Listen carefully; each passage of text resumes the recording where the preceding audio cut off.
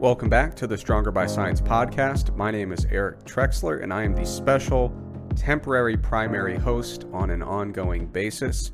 And joining me today is Greg Knuckles. He is currently, at least for the time being, the permanent guest co-host for now. Greg, thank you for joining me. Thanks for having me on. Before we get into the content today, I want to start by thanking everyone who subscribed during our big mass anniversary sale. We really appreciate the support there, so welcome to all of our new subscribers. If you missed out, I have great news. You can still subscribe. It's just not a sale anymore. But if you want to support the show in other ways, there are a lot of different ways. That's some strong pitch work. There are other ways you can support the show. You can like, rate, or subscribe wherever you get podcasts. You could go to strongerbyscience.com/newsletter and join our email newsletter list. You can go to bulksupplements.com and use our discount code SBSPOD. That will get you a 5% discount. The stock market is roaring, so take those 5% gains and put it all in the market. That seems to be going super well today. Again, Mass Research Review is one way that you could support us by subscribing, or you could check out Macro Factor. That is the diet app that we created. That is subscription-based, but you can try a free trial just to see if you like it. Road to the Stage. How's it going, Greg? Road to the Stage, yeah. So once again this week, not much to report. And there's a reason for that. So I've talked about this on the podcast before. For many years, I consumed virtually no fiber in my diet beyond fruit. It consistently gives me, okay. So most of the fiber sources that I opted for tended to cause a fair bit of GI distress. Like if I would just have a lot of cruciferous vegetables or especially a lot of beans. I don't know why, but that shit would just fuck me up. I would feel like trash, not even like gassy. I would just feel like I was dying. Like I would feel like a bloated corpse. So anyway, I've had a very low fiber diet for a long time. But I decided, like, you know what? Let's try to find a source of fiber that agrees with me, because, you know, there are plenty of benefits of having more fiber in your diet. So I hit upon something that a food item that I used to consume a fair bit, just completely forgot about it for a few years. But this Road to the Stage segment comes with a recommendation, which is to check out just grains that you can cook and eat the same way you would rice. So for example, like bulgur wheat, freekeh, pearled barley. So, you know, it's basically just like the berries of various wheats or grains. You know, the husk is still intact, the fiber is still there. And yeah, you just submerge it in water, boil it, cook it the same way you would like rice, for example. But it's great. It hasn't been affecting me the same way that cruciferous vegetables and beans do, which is a plus. And also, like, it tastes nice. So when it comes to my bread habits, I'm a child. I despise whole wheat bread. I don't despise it. I'm overstating things, but I don't like it. I prefer just a nice white bread. I don't like the taste of whole wheat bread. But for whatever reason, the taste of whole grains, when you just cook them and eat them as grains, I find so much more pleasant. It might just be a textural thing. But texture-wise, I think I even prefer them to rice, because there's more texture there, I guess. Like there's a little bit more resistance to your tooth when you bite through them.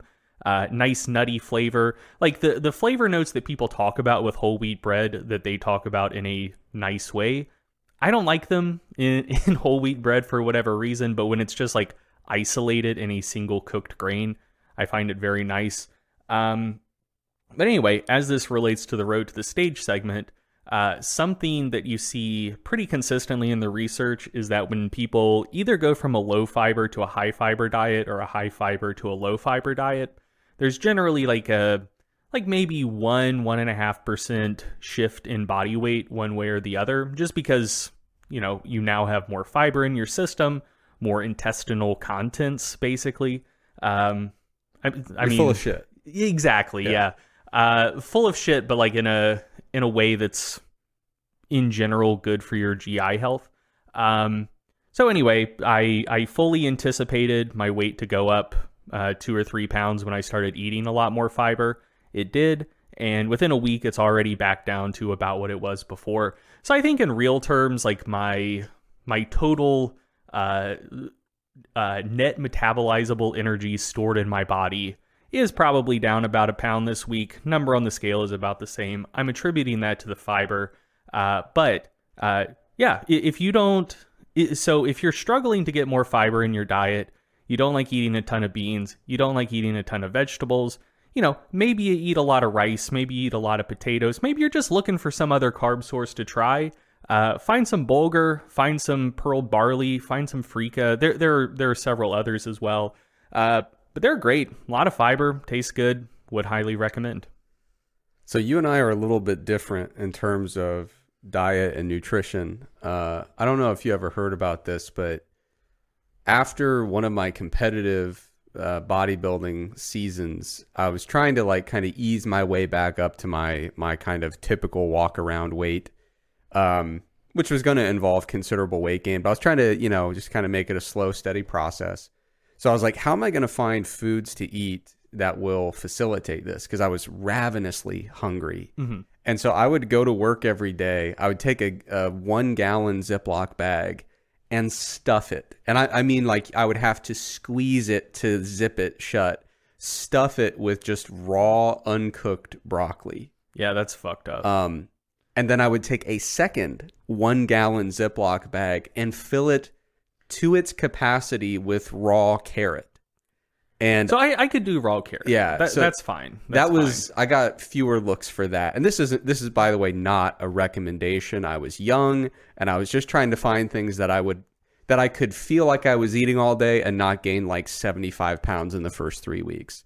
But anyway, I got a lot of looks for that, and honestly, I enjoyed it very much. I don't know if I would go back to it, but yeah, the cruciferous vegetables and just kind of snacking on raw, uncooked vegetables all day, never a problem for me. Have I told? Do you remember if I've told my raw cabbage story on the podcast? Have, yeah. I think if I went that route, I would literally die. Probably so. All right, so road to Athens. No running yet. As I mentioned previously, I'm about 0 for 9 going through the kind of standard route of medical care. But Jason, you're the physical therapist at Stronger by Science on our coaching staff, literally is a wizard and a magician. So in about 3 messages, he figured out what was wrong with me. I'm kind of easing my way into implementing some of those tips. But for now, no running yet. But I've been having a really good time just kind of rediscovering my enthusiasm for exercise in general, now that I'm exercising a little more regularly and getting my hip moving in different ways. I'm a terrible swimmer, which is actually great because I've been doing swimming workouts. And man, my caloric expenditure is through the roof just because, like, if you suck at swimming is just a bottomless pit of calorie expenditure. Like, I'm flailing in every possible direction except moving forward. So it's been great for working out, not great if I were to like fall off a boat in open water. But anyway, I've been enjoying my swimming workouts, playing more basketball, working on the left hand, dribbling, getting some left hand layups, and even some mid-range jumpers up with the left hand, trying to really build it up. So in the near future, I'm going to be getting onto the court and getting competitive, and it's going to be something to see. But for now, just kind of building up skills and getting moving, and just generally strengthening my abdominal musculature and the musculature surrounding the hip. And yeah, so far, so good. Now, feats of strength, Greg, what do you got this week? Yeah, so I've got one, and I've also got a little segment behind it. So last episode talked about Christoph Wierbicki hitting the third biggest deadlift of all time in training. He pulled 490 kilos raw with straps in the gym, which at the time was the third biggest deadlift ever done. And before that episode came out, he obsoleted that prior PR, and he pulled 502.5 kilos, which is 1,108 pounds. That's not by a little bit. That's an enormous jump. 12.5 kilo PR. And yeah, I mean, you can watch the video. It'll be linked in the show notes. It's a rock solid deadlift. Like, it looks great. Not going to litigate the straps versus no straps. If you want our opinions on that, listen to the Feats of Strength segment in the last episode. But yeah, super impressive stuff. And that is, to my knowledge, and I think to everyone's knowledge, the heaviest deadlift anyone has ever done. With any sort of qualifiers you want to put on it, it's the most weight that was at one point on the floor that someone in one fluid motion lifted off the ground to lock out. Insanely impressive stuff. And, like we mentioned last episode, the only other members of the 500 kilogram club are Eddie Hall and Thor, who were big old boys when they pulled those weights. And Wierbicki is around 105 kilos, like 230, which is big old boy by just like normal standards, but is kind of typical average size boy by powerlifting standards, and certainly much smaller than Eddie and Thor. So insanely impressive. And so that begs the question, what's going on here? So there's a current hot topic in the fitness world, and that is sumo deadlifting cheating? I think flashpoint for this was elite natural, or not natural, classic bodybuilding, classic physique. There are so many bodybuilding divisions. Which one does Bumstead compete in? He has a nice physique. That's the extent of my knowledge. I think it's classic bodybuilding. That sounds right. Okay. Not natural, misspoke there. Classic bodybuilding. So yeah, I think he's won the last 2 or 3 Olympias in that division. Great physique. And yeah, he recently said, I think on like an Instagram live stream or Q&A, that sumo deadlift was cheating. And Jeff Nippard recently put out a in-depth video responding to that claim, discussing whether or not sumo deadlifting is cheating. We'll link Jeff's video in the show notes. I think that he did a really good job rebutting the claim that sumo deadlifting is cheating. We'll also link a Stronger by Science article in the show notes that goes over many of the same points. But yeah, so this is something that people are talking about, and I am in the camp that sumo deadlifting is not cheating.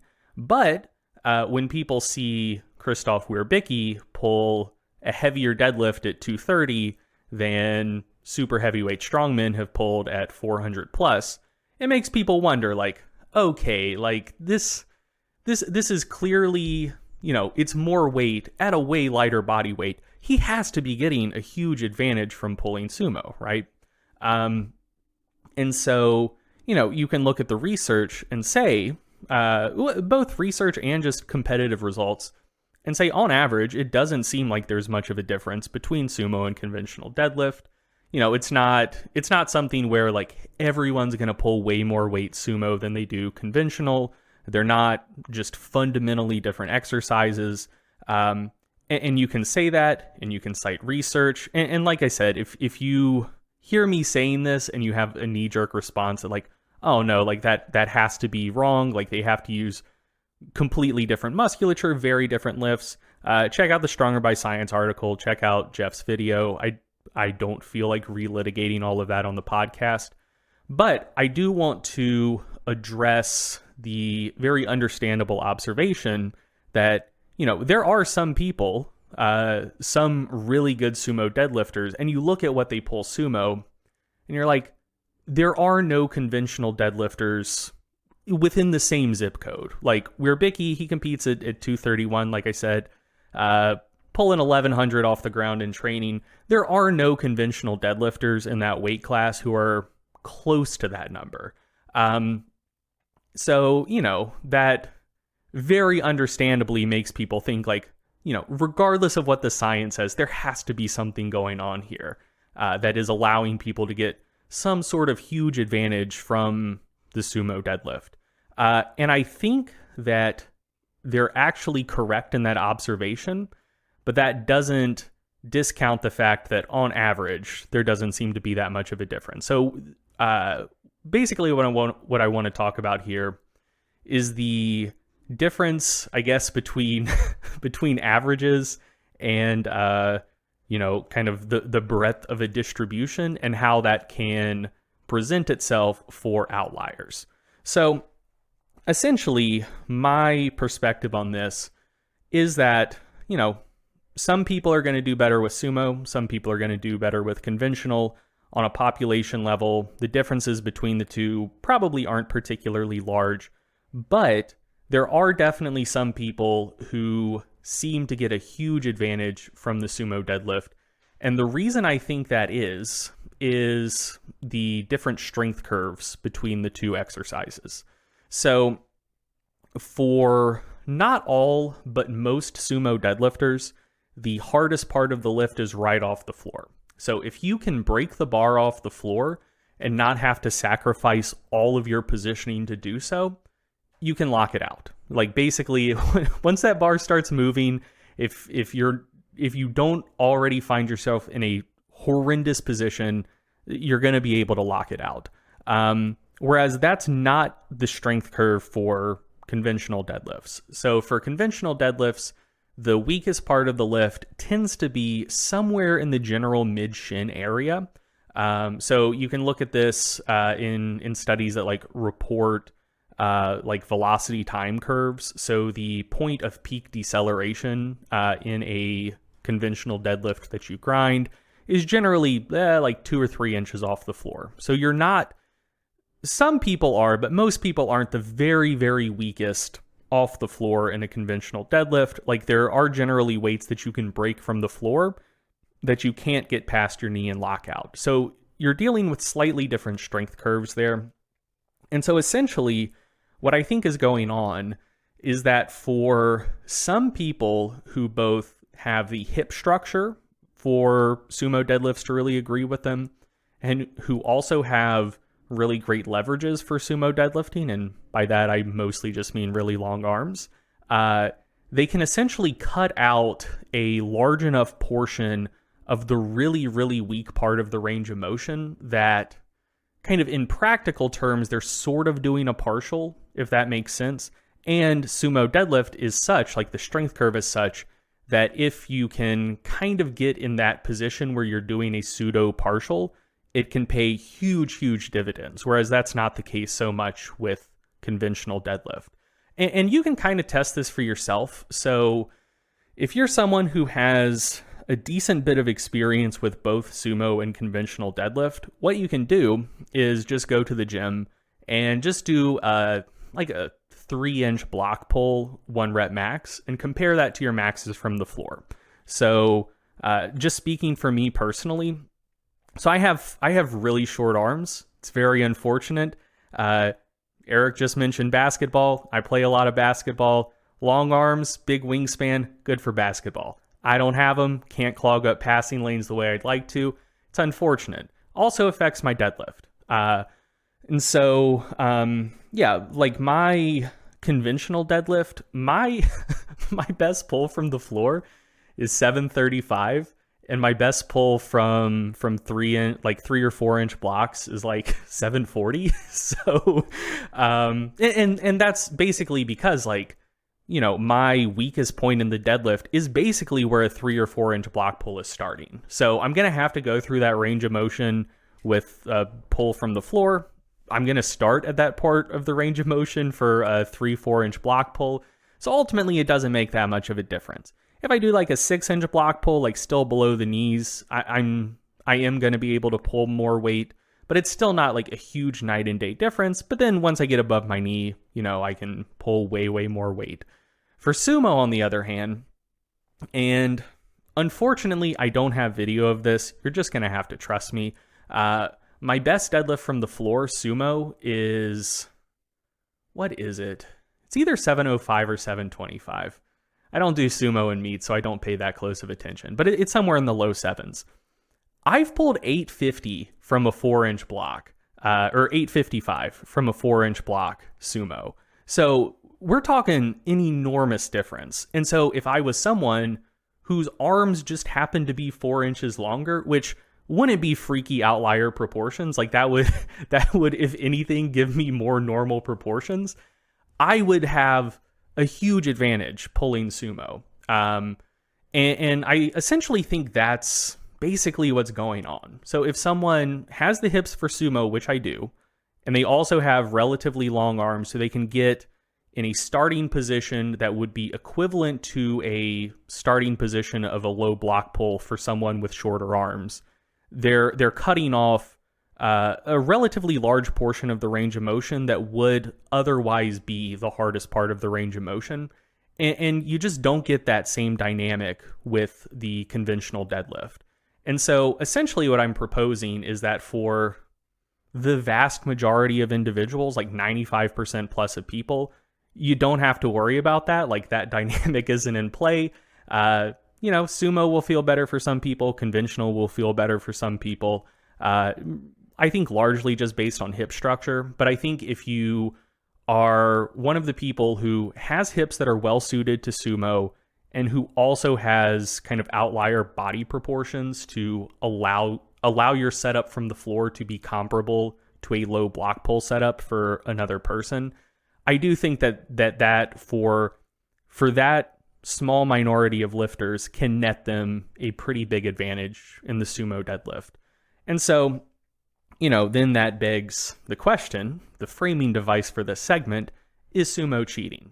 And I would say, no, absolutely not. Ultimately, the point, so one, you can just look at the rules, like in powerlifting is sumo allowed? Yes, okay, cool, it's not cheating. And then two, on average, does it seem to be way, way easier than conventional for most people? No, not really. But then it's like, okay, for a small minority of people, it does seem to give a pretty big advantage where if those same people with really great body proportions for conventional or just great body proportions for deadlifting in general, like if you have those proportions, it's going to help you for both sumo and conventional, but it might help a little bit more for sumo than it does for conventional. And so then that begs the question, like, okay, well, is it cheating or in some way unfair that they get a bigger boost from sumo than they would conventional due to their outlier body proportions? And like, I think that just kind of depends on your conception of fairness. I fundamentally think it's fine. Like those people have access to an advantage that most people don't have access to. But ultimately, that's just the name of the game in elite sports. Every sport on the planet at a high level is basically just like, hey, everyone's playing by the same rules, and who has the physiology that allows them to best take advantage of those rules. And for the very, very freaky sumo deadlifters out there, I think they just hit the lottery, and I think it is what it is, and that's fine. And that's not just like a weird quirk of sumo being allowed in powerlifting. That's like how it works for everything. So, NBA playoffs are going on right now, and you look at Giannis's absolute wizardry around the rim. Like, he's so tall, his arms are so long, he's so fucking quick, he's so explosive, and he has an insane touch around the basket. And so, scores a ton of points in the paint with crazy efficiency, and he can penetrate into the paint way better than most people because he can take such long strides, change direction so well, and he's so quick. That gives him a huge tangible advantage compared to virtually everyone he plays against. But no one would say that's cheating. It's just like, oh, well, Giannis won the genetic lottery for basketball. And I think Krzysztof Wierbicki won the genetic lottery for deadlifting. And that's fine. I think that there are individuals who do get a huge boost in performance from having access to sumo. that other people aren't going to have access to that advantage just because they don't have the build for it. But I fundamentally think that's fine. And I don't think that on average sumo gives the sort of advantage that would lead one to classify it as cheating.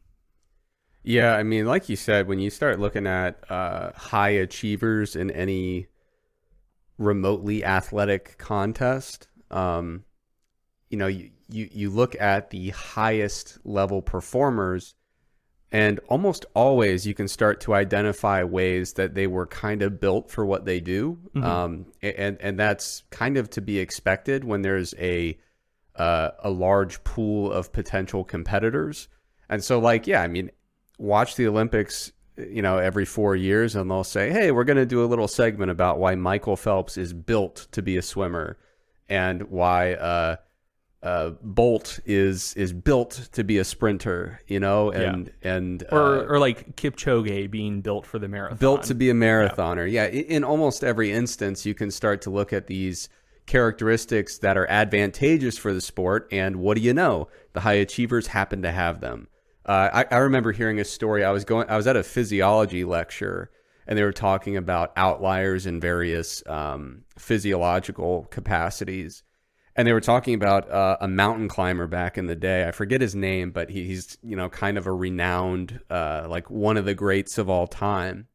And apparently early in his mountain climbing career, he was mostly confused. He would go on climbs with groups of people, and he would keep going and going and going. And he'd be like, why is everyone slowing down?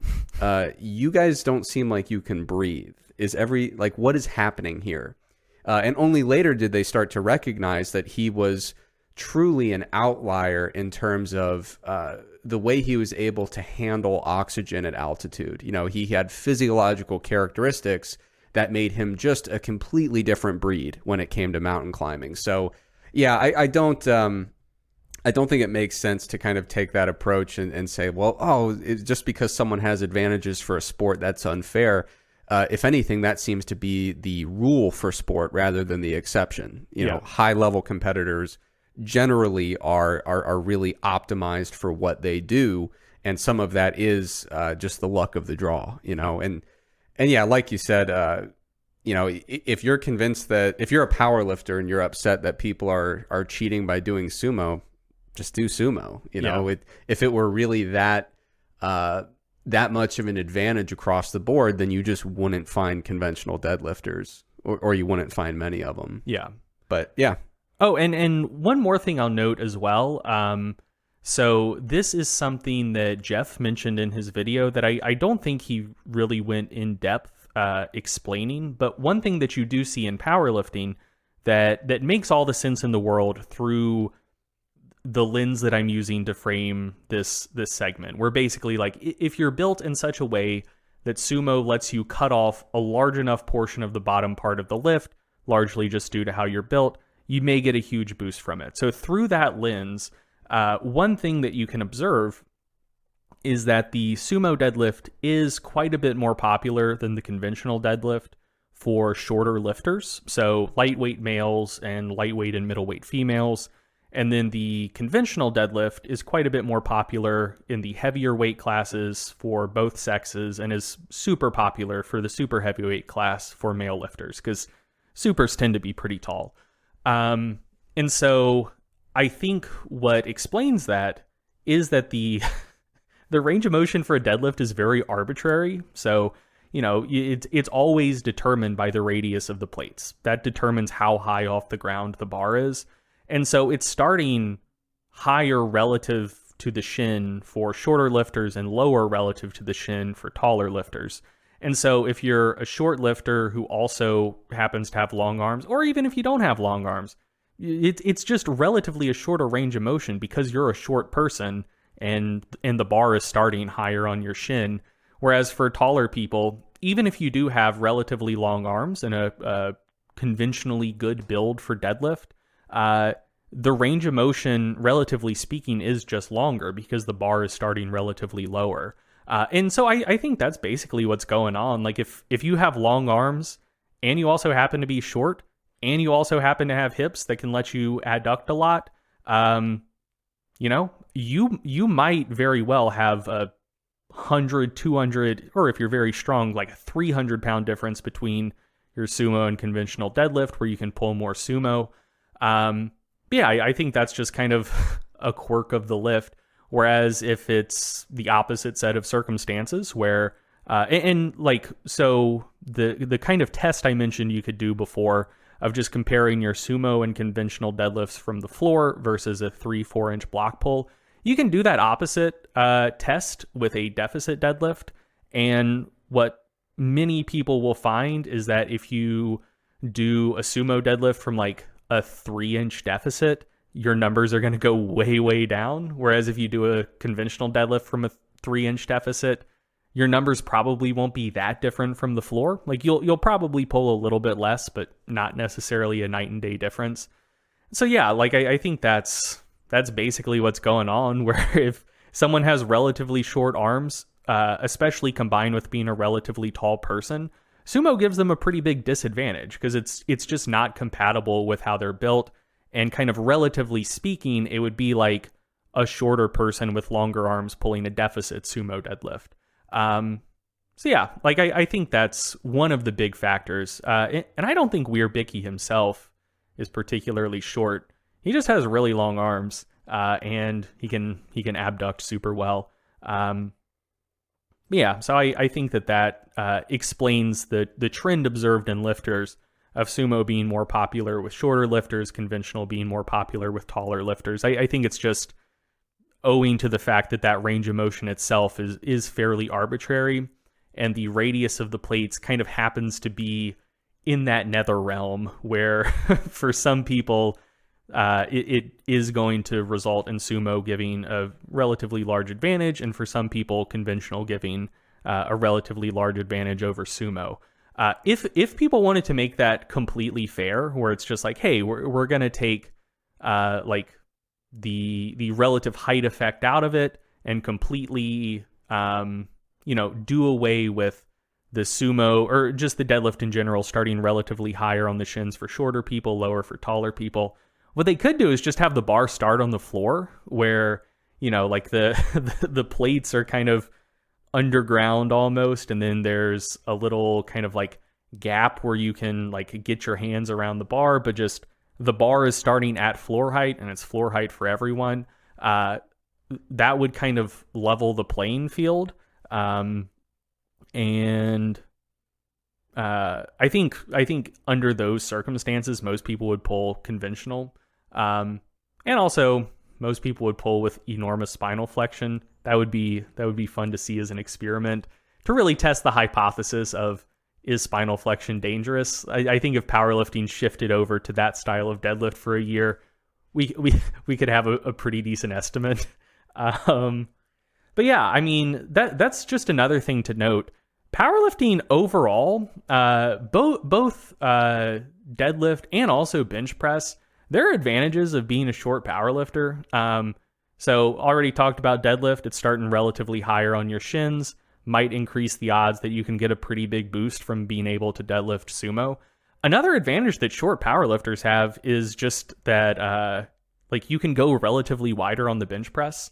And we've talked about this before too, where when people get upset about the really, really short ranges of motion for competitive powerlifters, it's almost always the lighter weight lifters. There's a reason for that. Lighter lifters tend to be shorter lifters. Shorter lifters tend to have shorter arms. And the maximum bench press width is 81 centimeters for everyone. So if you're 5'2" and you're benching with an 81 centimeter grip width, like your arms are almost completely out to your sides to start with. Whereas if someone's 6'4" with long arms, if they go 81 centimeters, like that's still kind of a moderate grip bench press. So yeah, like being short gives you access sometimes, like depending on muscle insertions, how you're built more generally, but kind of on average, it gives you access to certain techniques that taller lifters just don't have access to. But yeah, I mean that's just how the sport is. Like that's how it works. All right, good stuff. So I think I'm going to answer a few Q&A questions, and then we'll jump back to your article discussion after that. Cool. So I want to jump in here with some questions from listeners. So first of all, nice, quick, easy one. I had a question from Arjan. And the question was, considering the road to enlightenment, is there a vegetarian variation of the culinary shredded chicken staple? So basically, back in the day when I was an omnivore, I would cook a bunch of shredded chicken in bulk, and I would leave it pretty plain, and that way throughout the week, I could utilize it for a variety of different types of dishes. You know, I could have more of like an Italian kind of theme, or Mexican kind of, I could do tacos with it. Whatever I wanted to do, I could kind of build around that basic protein source. One of my big protein sources currently is chickpea curry, which is really nice, but it doesn't have a lot of versatility. It kind of, there's a lot of really bold flavors in it, a lot of seasoning. So, that curry is going to taste like that curry no matter what. So it is a staple in my diet, but it's not that same kind of interchangeable protein source like I had with the shredded chicken. I think the closest thing I have right now would be cubed tofu. And so what I'll do is I'll cube up tofu into little squares, and I will cook them in the oven. I'll basically coat them in a mixture of soy sauce and cornstarch. Doing soy sauce alone without the cornstarch, not advisable. The cornstarch is really nice because it allows it to crisp up, which is really nice for the texture, and it just kind of retains a little bit more of the flavor, like the soy sauce flavor, I think. So I'll put that in the oven and just do a huge bulk preparation of a bunch of cubed tofu with soy sauce and cornstarch. And that's about as close as I've gotten where, pretty much any savory dish, if I wanted to have like, I could probably use them in tacos if I wanted to. I can put them into any kind of soup that I've made and they work pretty well. But yeah, I've noticed that the cubed tofu, it's also great for stir fries if you're just looking to kind of put something together really quick. But in terms of vegetarian alternatives, that's probably my best approximation that I have currently. Next question from RJ Francisco. He mentioned that he or she, I'm not sure, mentioned that they loved the talk about structuring goals. So we had an article about that and a pretty long podcast segment as well.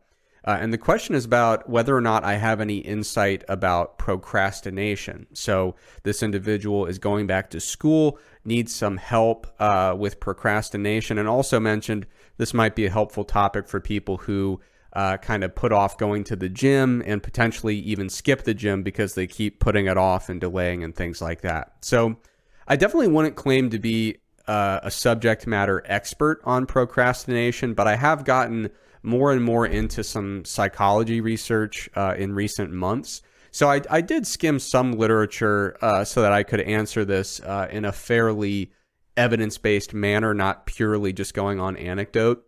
So first of all, the kind of defining procrastination, I found a pretty good definition for it, which is the voluntary delay of an intended and necessary or important activity, despite expecting potential negative consequences that outweigh the positive consequences of the delay. So the primary factors here are you're delaying an activity that you know you should be doing. And one of the kind of defining characteristics is that when you make the decision to delay doing this, you consciously know that this is not in your best interest. You know that there are going to be ramifications for it. And so for that reason, when you look at some of the literature on procrastination, they'll mention it as an irrational behavior. And that's irrational in kind of the textbook sense. If you're talking with someone, not a good idea to tell them that they're being irrational. That's a good way to really have an unpleasant conversation that escalates from there. But what they mean by irrational is you are making a decision that is not rational in nature, in the sense that you know that this is not in your best interest, but you are still delaying that activity. But one thing that's important to keep in mind with procrastination is that in my experience, it is more of a behavior than a totally stable and universal personality trait. And so what I mean by that is some people might be more susceptible than others to procrastination, but even within the individual, you'll probably tend to find that it is a bit task specific and context specific. So, you might procrastinate more than others, but there are probably certain contexts in which you procrastinate more, or certain tasks that you tend to procrastinate more. So I try to mention that so that people don't think this just boils down to, hey, there's people with willpower and there's people without. And if you procrastinate a lot, that reflects really negatively on you as a person. I think it's important to realize that there is some specificity in terms of when we elect to procrastinate. And so given that procrastination is not in our best interest, one might ask, why do we do it in the first place? Why would we do something that is not ultimately the best choice for us? And part of it has to do with a term called temporal discounting. So we generally, psychologically, we tend to really favor short-term outcomes at the expense of long-term outcomes. So like when it comes to procrastination, temporal discounting puts us in a situation where we say, I know that there are negative consequences for this out in the future, but I also know that there is a short-term reward for delaying this thing I don't want to do.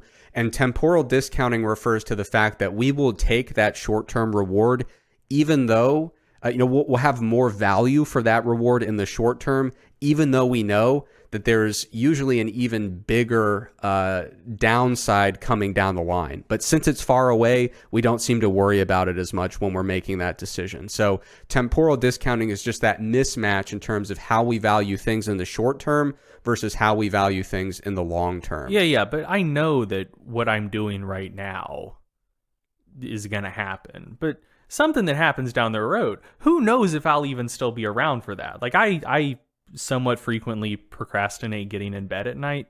I might die in the night.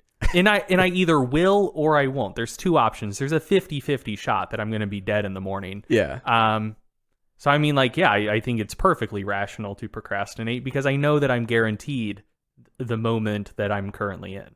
That is a good point. I haven't seen that raised in any of the literature that I perused. Well, that's a pretty big oversight. Yeah, but the general idea there is that the reward of doing something more enjoyable now outweighs the knowledge that we know we're going to be paying for it later. So that's part of it.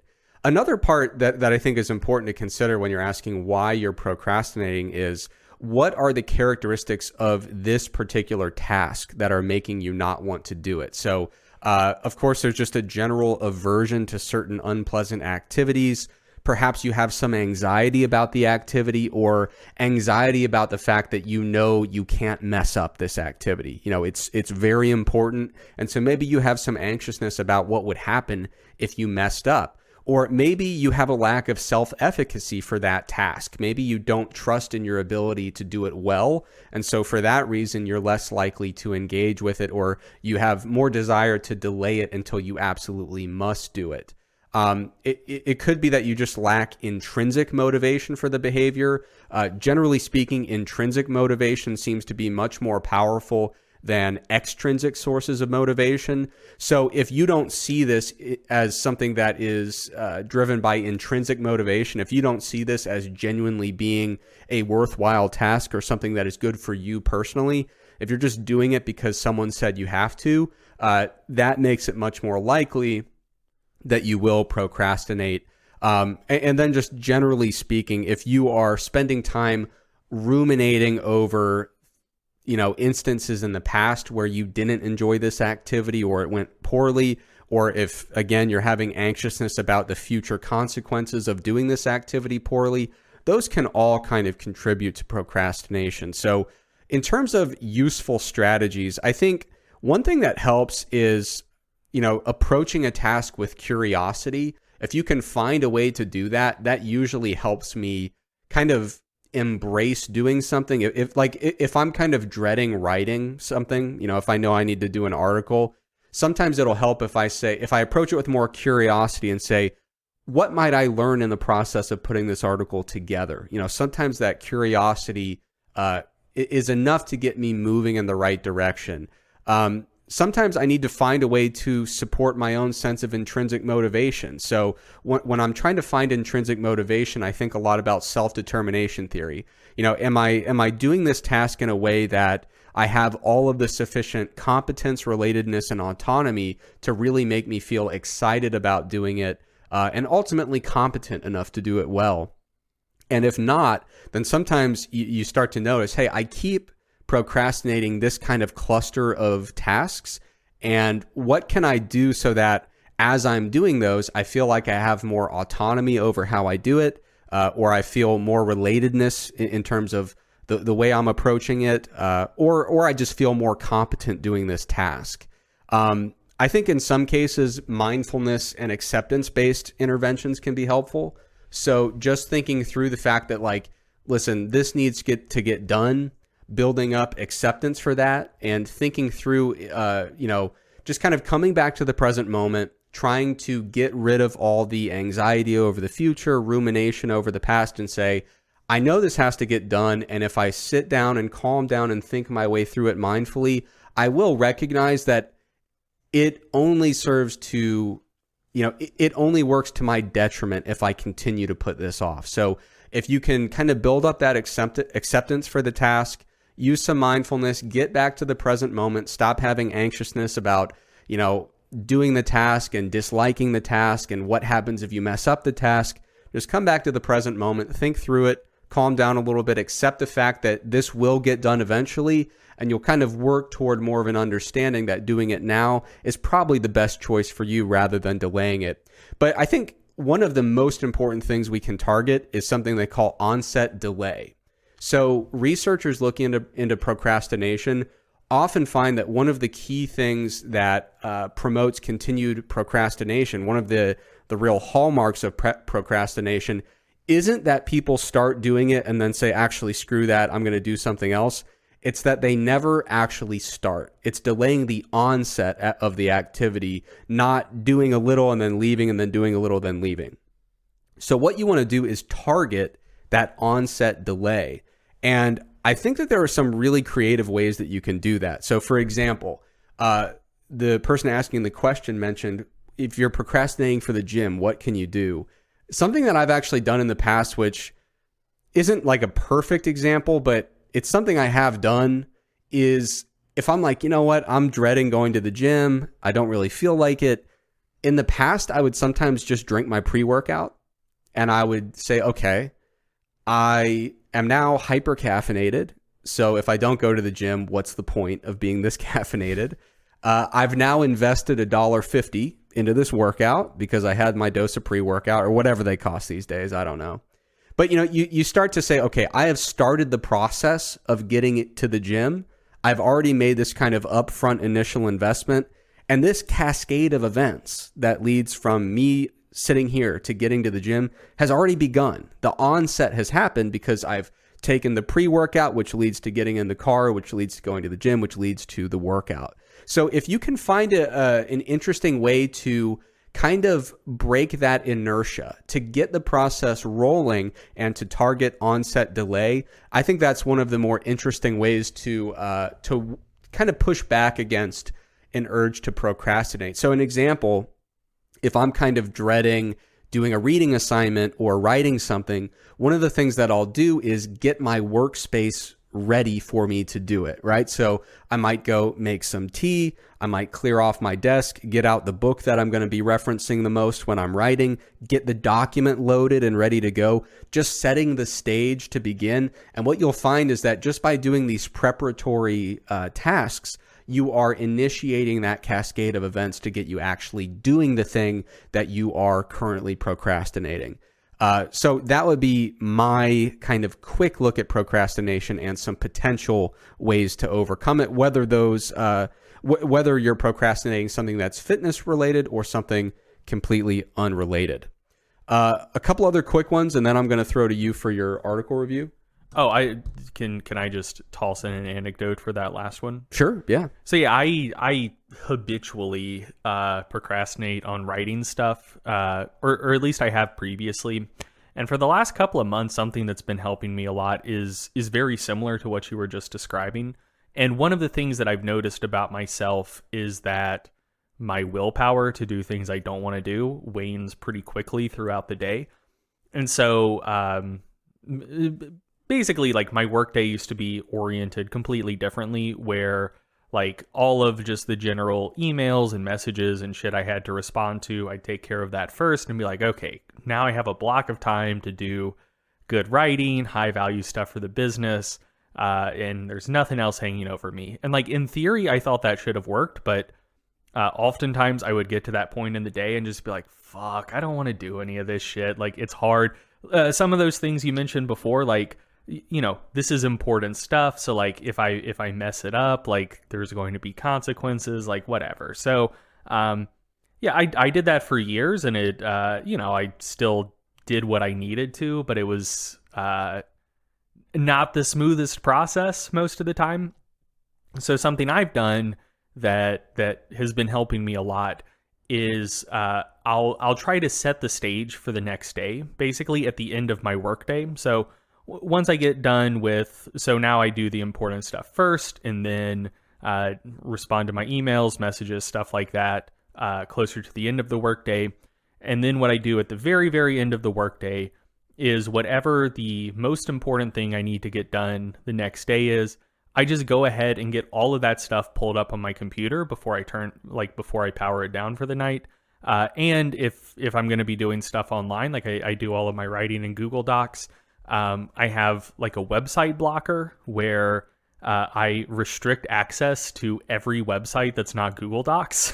And so, you know, when I get on my computer the next day, studies I'm going to be referencing are already pulled up. I pulled them up the night before. The document that I need to work on is already pulled up. And if I try to type in another website, my browser will block me and say, you can't do that. And so if I wanted to procrastinate, I would need to go through the step with friction of manually disabling the website blocker and just kind of like committing to myself, like, yeah, you're going to be a piece of shit today. Like, you're intentionally not starting on the thing that you had determined you should have started on. So yeah, I'm removing friction that is between me and the thing I need to get done, and I'm adding friction between me and the other things that I would generally do to procrastinate and kill time. And yeah, I would say that has had probably like a 80% success rate. Like, there are definitely still some days where I'm like, nope, I'm tired. I'm not starting on writing. I don't feel like it. I'm going to do some other stuff. And those work days tend to just be a waste of time. And I look back at the end, I'm like, shit, I should have started with writing.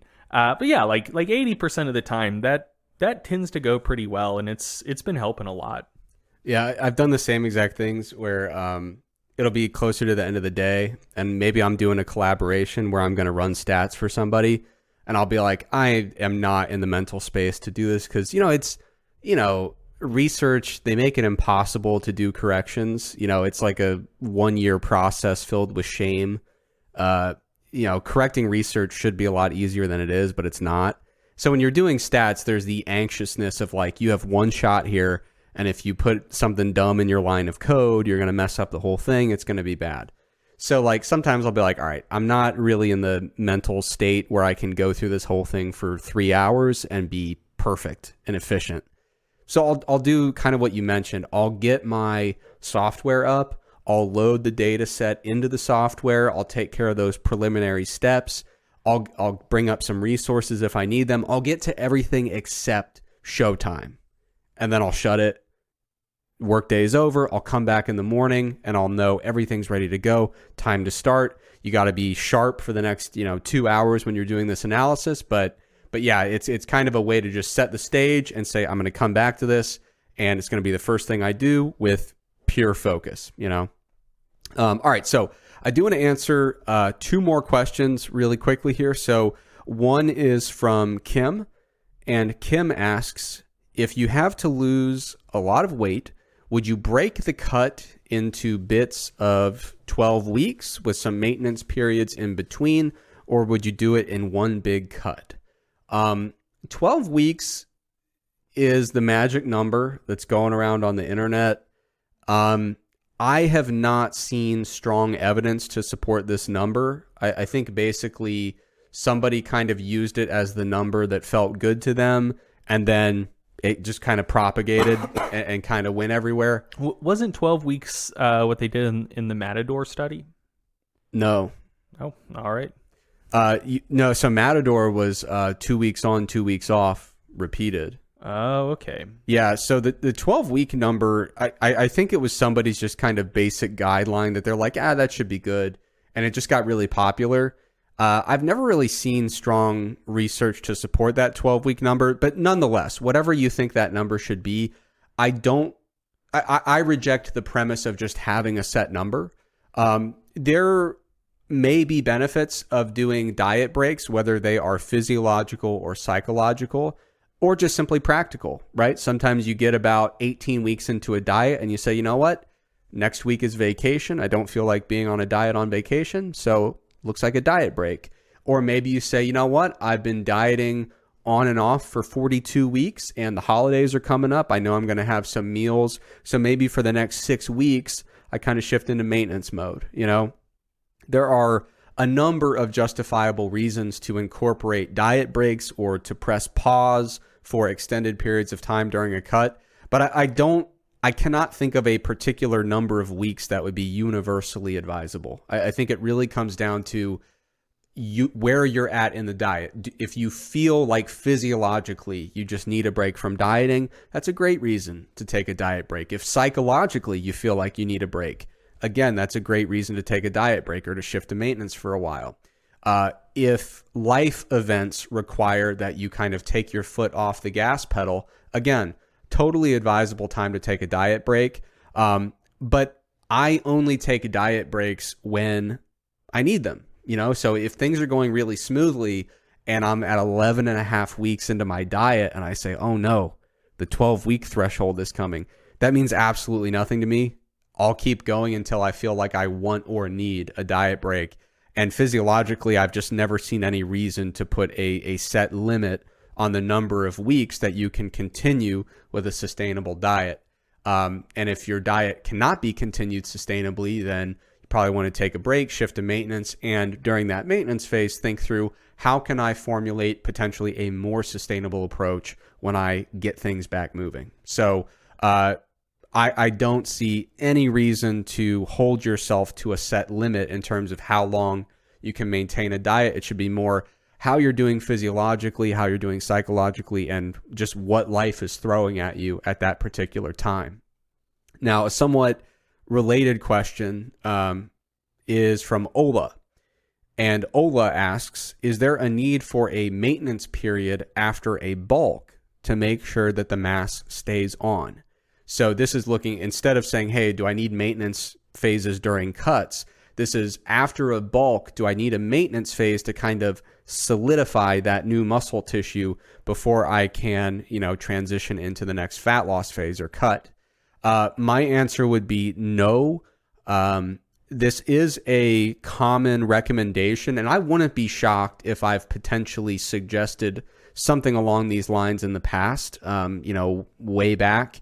But after, putting a lot of thought into it, I think this is probably just an illusion that is popular because it's a common and generalizable illusion. So at the end of a bulk, we're often kind of watery and bloated and we're all beefed up. We're usually like pretty overfed. So we're in a position where we are really at an inflated body weight just due to water weight and GI content and things of that nature. And in many cases, our total daily energy expenditure is also a bit inflated as well, just because in the context of overfeeding, sometimes we do have an adaptive process where we upregulate our total daily energy expenditure. So we're in a kind of unique state at the end of a pretty serious bulk where we're pushing the food intake pretty hard. Now, sometimes people will shift straight from that state where they're bulking into a cut. And it'll have a huge drop in calories. There will be a huge initial drop in scale weight. Your carb and sodium intake go down. Maybe glycogen shifts a little bit, drop in water weight, less GI content because you're going from overfeeding to underfeeding. And a lot of people see that initial drop in scale weight and they say, wow, I just lost a tremendous amount of muscle. In reality, that has nothing to do with muscle loss. And muscle loss in that scenario is pretty unlikely if you're putting together your diet effectively. And another thing that kind of contributes to that is a lot of people do have a tendency, myself included back in the day, to overestimate muscularity during a bulk.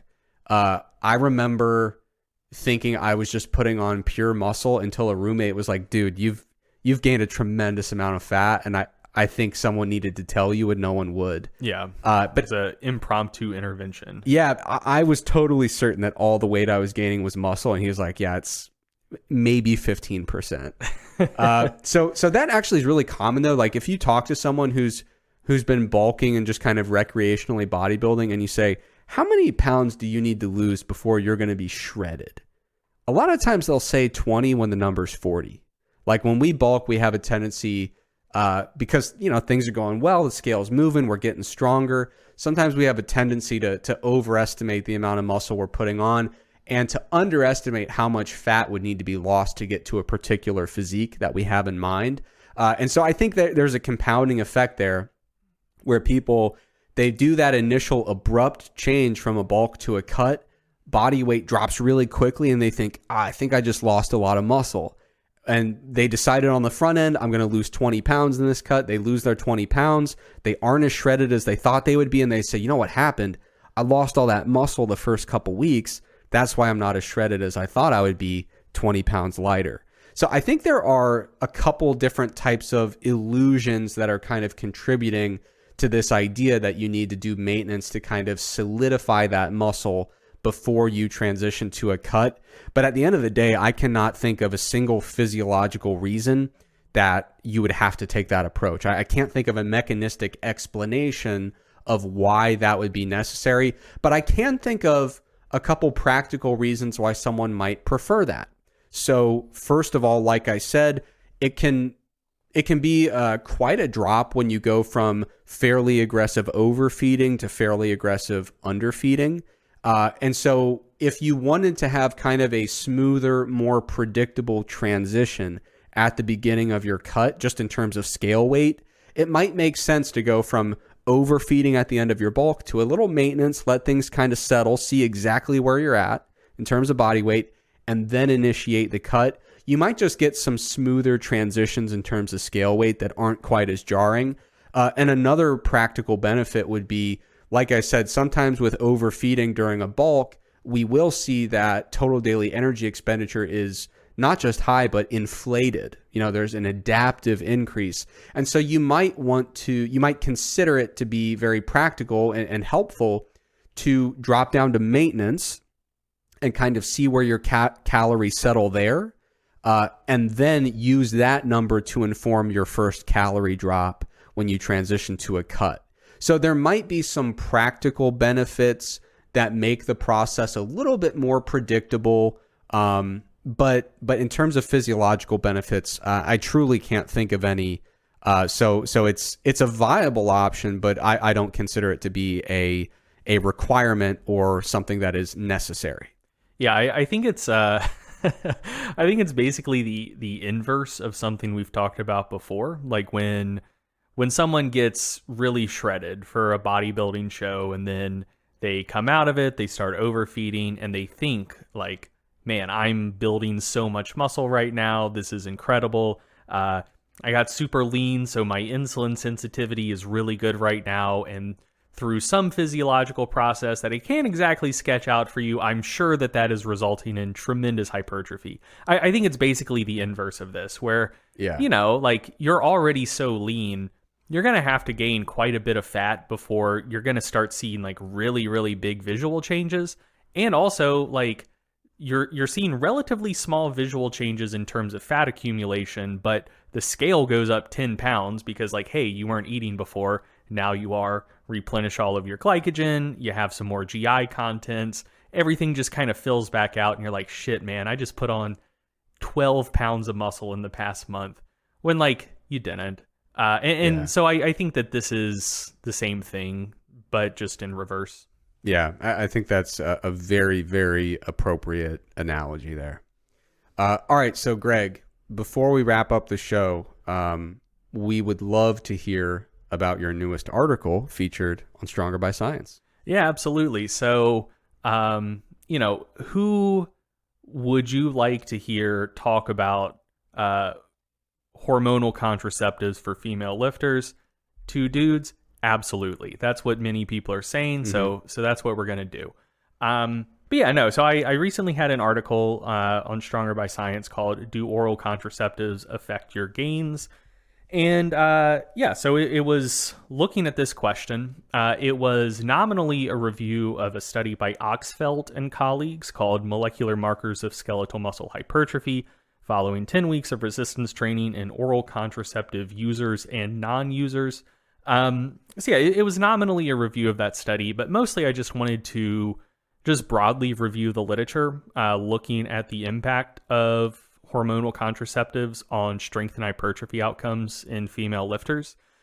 Because I think this is a topic where there at least seems to be a fair bit of misinformation and a fair bit of scaremongering. And fake news. Fake news, yeah. And I think that, I think a lot of it just kind of goes back to just some version of the naturalistic fallacy or an appeal to nature where, you just kind of assume that if you're putting synthetic hormones into your body, since that's not natural, something bad must happen. And maybe it's going to kill your gains, like whatever. I think that's kind of the kernel of the line of reasoning that leads a lot of influencers on social media to just flatly recommend that women in their audience not use hormonal contraceptives. They say it's going to make it harder to build muscle, attain positive training adaptations. And the thing is, that was maybe a tenable position 5 years ago, because there just wasn't that much research on it. With anything, it's not that hard to find negative anecdotes about virtually anything that someone could do. So there's not that much research. There's plenty of negative anecdotes, and you're like, well, okay, maybe this isn't a good idea. But within the last 5 years or so, there have been quite a few studies looking studying in a controlled way the impact of oral hormonal contraceptives on strength and hypertrophy outcomes. And they just find that it doesn't really seem to matter. It doesn't seem to make much of a difference. So at this point, there have been 10 papers published from 8 discrete studies comparing strength, lean mass, hypertrophy outcomes in users and non-users of oral contraceptives undergoing the same resistance training program. By and large, they find really no meaningful difference. And if you're the type of person who more enjoys a liberal interpretation of research results, where you're like, I don't care about statistical significance. I don't necessarily need to see a meta-analysis that confirms that within this body of literature, one thing or the other is better. If you're someone who more just, wants to look and see where the wind is blowing, is this inconclusive body of literature leaning in one direction or the other? If at this point it is leaning in one direction or the other, it's actually leaning in the direction of oral contraceptives maybe improving hypertrophy outcomes. I'm not making that as a strong claim, they will definitely help you build more muscle. I personally think it doesn't make any material difference. But if the literature is leaning one way or the other, that seems to be the way that it's leaning right now. And like I said, at this point, it's not just based on just one isolated study or one or two papers. There's 10 papers in this area, which, as with most things in our field, I would love to see a larger body of research on this. 30 papers are better than 10. But 10 is a lot better than for a lot of questions in our area. And they're painting, this body of literature is painting a pretty cohesive picture. You can look at the results of these studies. There's a table linked in the Stronger by Science article that you can check out. Let's see, it is table 5 in the article that just breaks down all of the results of these studies. And yeah, if oral contraceptives do negatively impact your gains, it has not been observed in the literature to this point. So yeah, I don't really feel like I need to go super in depth about the Oxfeld paper in particular. But I did just want to note that, like, if someone does want to claim that oral contraceptives negatively affect strength and hypertrophy outcomes, just know that whatever they're using to make that claim isn't based on actual longitudinal human evidence, because the longitudinal human evidence does not support fear and trepidation around oral contraceptives negatively affecting hypertrophy or strength outcomes. However, there are two things to note about this body of literature. One, and this is very important, and this is something that I haven't seen discussed for like all that much among kind of the skeptical audience, like people who share my perspective that oral contraceptives are probably fine for strength and hypertrophy outcomes. There's a major drawback in the literature that I don't see those people who I broadly agree with mentioning very often, and that is the potential for selection bias. So these studies are longitudinal human studies, high quality evidence, but the highest quality evidence from intervention studies would be a randomized control trial. So you recruit a group of subjects, you randomly assign half of them to one intervention, randomly assign half of them to another intervention. Ideally, you blind people so they don't know which arm of the study they're in. They don't know which intervention they're getting. Maybe it's the active treatment, maybe it's the placebo. And then you see at the end, did this treatment have an effect? That is the gold standard. And oral contraception studies in female lifters, by and large, aren't RCTs. There are good ethical reasons for that, like, and just practical reasons. If you go into a college and you're like, hey, we want to study oral contraceptives, they have these effects, they might have these risks, like whatever, like these are discussions you generally have with your doctor, but half of you, we're just going to put you on birth control. The other half of you, we're going to give you placebos, and we're going to see how that affects hypertrophy. I don't think that many people would sign up for that study. So the way these studies tend to work is you just put out a call and you're like, hey, we're doing a strength and hypertrophy study. Come to the lab. We'll screen you, like get you in if you meet our inclusion criteria.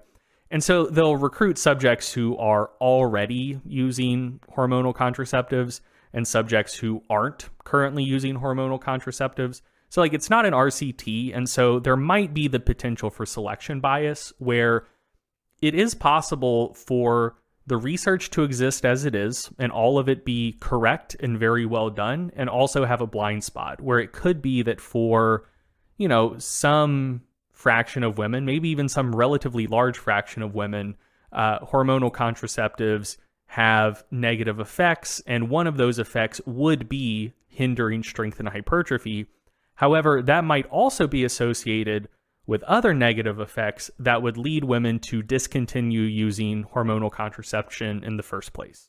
So I don't know if that is the case, but that's kind of the point. We don't know if that's the case or not. Like that is a blind spot in the literature.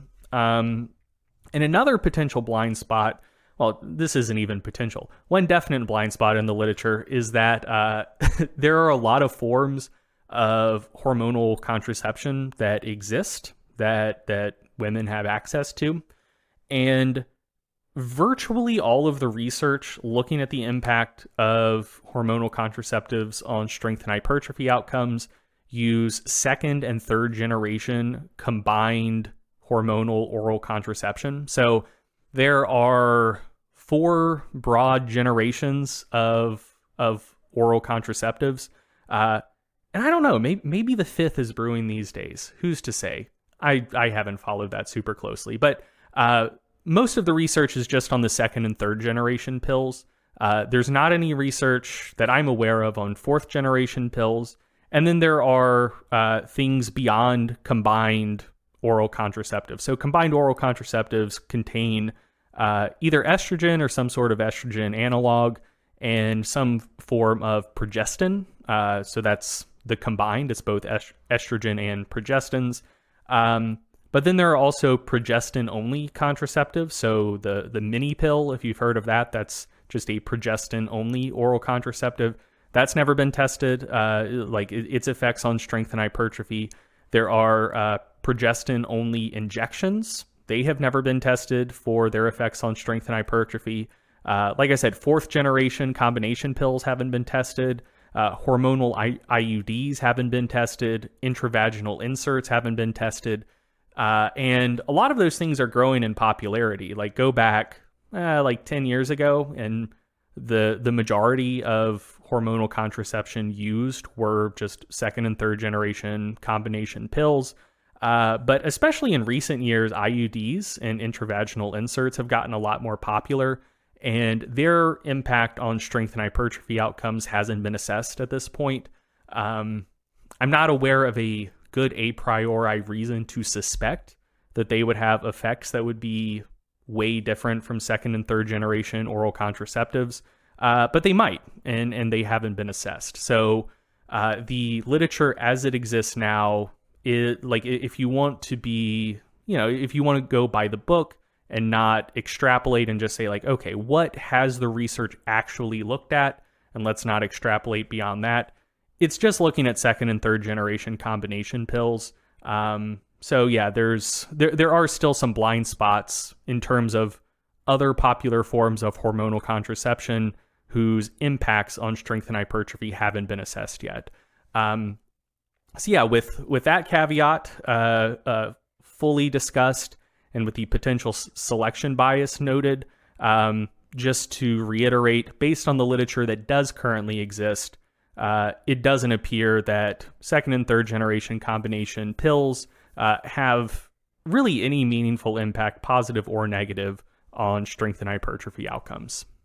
Yeah, I thought it was really interesting. You mentioned that you were not making the claim that oral contraceptives, these hormonal contraceptives, enhance gains, but you actually don't edit the podcast. And so only on Thursday will you find out exactly what points you did or did not make. So we'll see how creative I can get with the editing. But for all the listeners, if you want to hear the points that Greg has already submitted in writing, be sure to check out that article for all the details, and we will link that article in the show notes.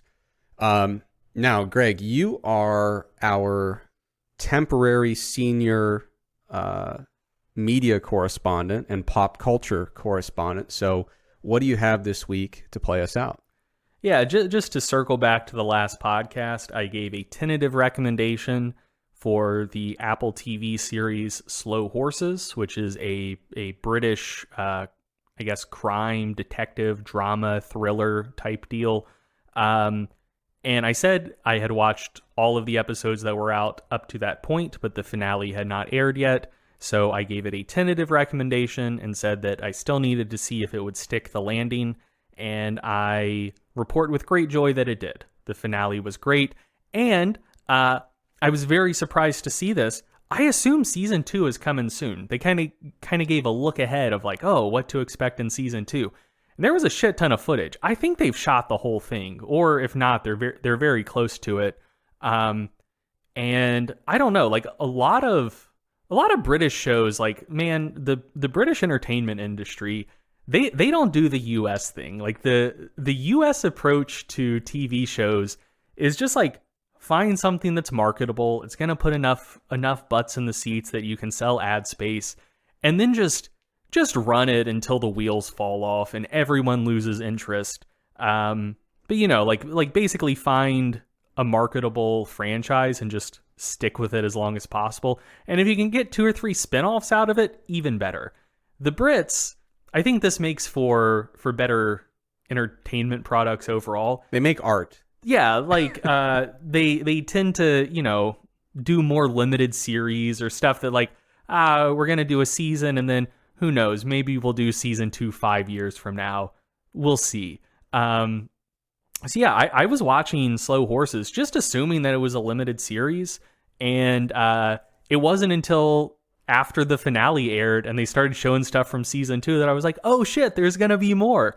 And if it was an American show, I definitely would have anticipated that there would be more, but since it's British, I just assumed that there wasn't. So I was pleasantly surprised to see that as well. So if you like slow horses, if you check it out, it seems like more is to come. And in my book, that's a good thing. Yeah, I mean, I think probably the best example of the discrepancy there is with The Office. Yeah. It is a great example because we have a UK version and an American version.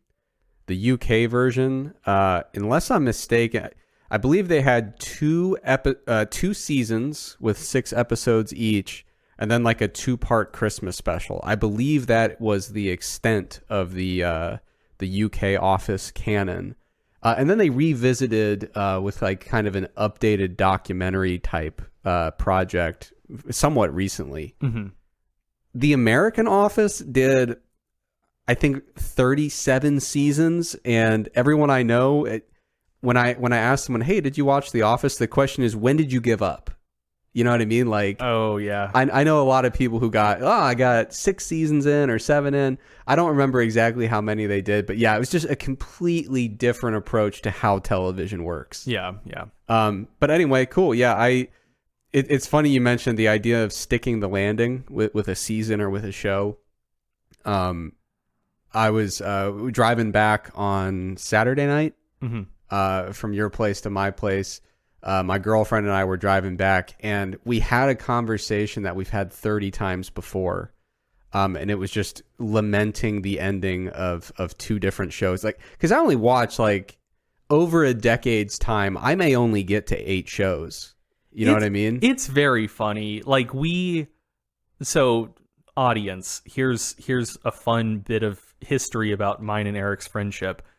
One of the first things we bonded over, and like the main thing that we started doing to hang out outside of the lab, outside of a work context, was you would come over to watch Game of Thrones every Sunday. And that was where we started hanging out just on a more regular basis. And so there was that. Then there was Westworld. Like you were early on like my TV buddy, like a dude who was fun to watch TV and drink beer with. And then I come to find out you don't watch any TV. No, those are 2 of the like 6 shows that I've watched over the last several years. But no, the funny thing is the whole car ride home, we were talking about how just absolutely terrible the end of Game of Thrones was. And then you know how disgruntled I am about the trajectory that Westworld is on. I thought the first 2 seasons were incredible. The third I absolutely hated, and the fourth I'm a little bit concerned about. But yeah, it's always nice when a show is able, whether you're talking about within a season or within the entire series, when you're able to wrap things up and do a great job with the finale, that goes a really long way in my book. Yeah. Cool. All right. So I think that does it for this episode of the Stronger by Science podcast. As always, thank you so much for joining us, and we will be back soon with another episode. Thank you for listening to the Stronger by Science podcast. If you enjoyed the podcast, be sure to sign up for our free newsletter to get concise breakdowns of relevant research, as well as 28 free training programs for all skill levels and all schedules. We hate spam just as much as you do, so we'll only email you when we have something really interesting to share with you. You can sign up for the free newsletter at strongerbyscience.com/newsletter, or just go to the Stronger by Science homepage and click the free programs button at the top. If you want to join in on the Stronger by Science podcast conversation, be sure to check out our Facebook group and our subreddit. The links for both are provided in the description of today's episode. Finally, please remember that we are not medical doctors or registered dietitians. So, before you make any changes to your exercise or nutrition habits, be sure to check with a qualified healthcare professional. Once again, thank you for listening, and we will be back soon with another episode of the Stronger by Science podcast.